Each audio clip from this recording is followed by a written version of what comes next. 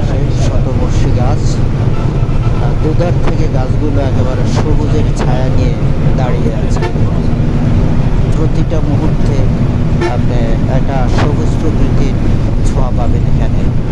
দেখতে অনেক সুন্দর প্রকৃতি, একেবারে পুরো সড়কটি গাছের সুশীতল ছায়ায় চির সবুজ আর সবুজ।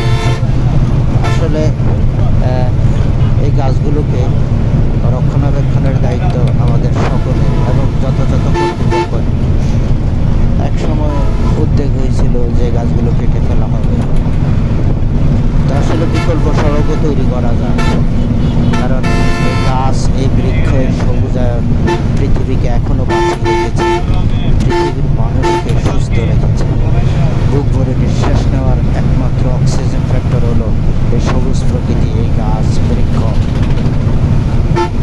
মন জড়িয়ে যায়। আসলে এই সড়ক দিকটিতে দৃষ্টিনন্দন একটি সড়ক। চতুর্পাশের গাছগুলো দেখতে বেশ বড় এবং অনেক বয়স দেখার মতো, যদিও সড়কটি খুবই ব্যস্ততম।